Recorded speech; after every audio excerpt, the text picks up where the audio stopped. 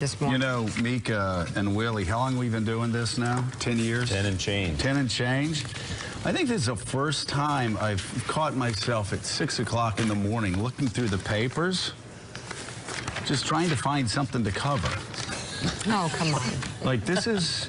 Was it just me, or was yesterday like one of the most boring? Oh, look at a bit of Miami waterfall. Beach in Manhattan. This is in Times Style. The critical shopper. Do we want to talk about that, Willie? No, actually, the news is pretty pressing this morning. A series of alarming tweets by the president yesterday sparked an international Well, I guess uproar. that balloon just got popped. You know, it's all about timing, I hear. And, you know, you could have looked at me like I was, you know, that whole Joe, why are you so stupid, and then rolled your eyes and then done that. Well, but it is actually raising serious concerns about his fitness to serve. Yes, I am. At this point. I am quite aware of that. Right. Yeah, you are. Yes, I am. The New York Daily News ran an editorial reading part in this. Only those completely under his spell can deny what growing numbers of Americans have long suspected. The President of the United States is profoundly unstable. He is mad. He is, by any honest layman's definition, mentally unwell. Dana, that's the New York Daily News, a newspaper that Donald Trump has read every day for decades. New York Times reporter Maggie Haberman, who's got deep sourcing inside the White House, said, quote, something is unleashed with him lately. I don't know what's causing it. I don't know how to describe it. And Willie, obviously, Maggie Haberman is perhaps of any mainstream reporter closer to Donald Trump than anybody. Maggie and Bob Costas at the Washington Post, usually the first person he calls when he wants to get information out there. And she's followed him for years. She's a, you know, tough New York reporter, has been for a very long time. But what was so crazy about yesterday is we sat on this set for the first 2 hours, and we were talking about how troubling it was. And John Heilman, I thought, very astutely brought it up, how troubling it was that he was walking around muttering about conspiracy theories behind closed doors at Mar-a-Lago, talking to close friends. And Heilman said, it'd be almost better if he tweeted them. And then we go to break, and we come back in the 8 o'clock hour, and he has tweeted out white supremacist videos from the United Kingdom that are fake. And that the White House spokesperson says, well, it doesn't matter whether they're fake or not, right? And then, of course, after the show, he tweeted out another conspiracy theory, a cruel conspiracy theory for a woman and her family, which we'll get to in a minute. And you go back just 2 or 3 days. We have forgotten the chaos that was going on a couple days ago. And this comes in the midst of a nuclear showdown with North Korea. So I'm just kind of wondering, what's the cabinet waiting for? What are Republicans in the House and Senate waiting for? Because it's never going to get more deadly serious than it is now. And he picked a fight yesterday with the prime minister of our closest ally over the videos he shared from a white supremacist from Great Britain. Just think about that. That's the leader of the United States, President of the United States. The president was tweeting yesterday about, well, among other things, a conspiracy theory about Joe being a murderer.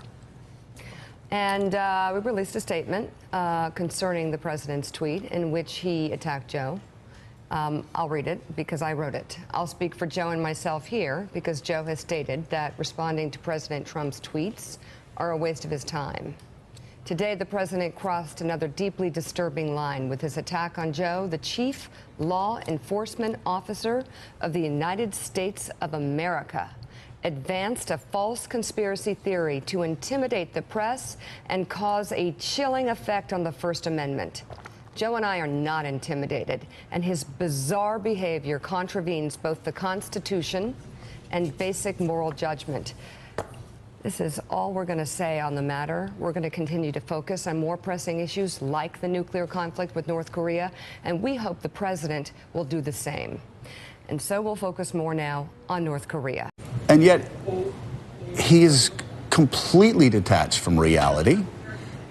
We had a New York Times and Washington Post piece saying so a couple of days ago.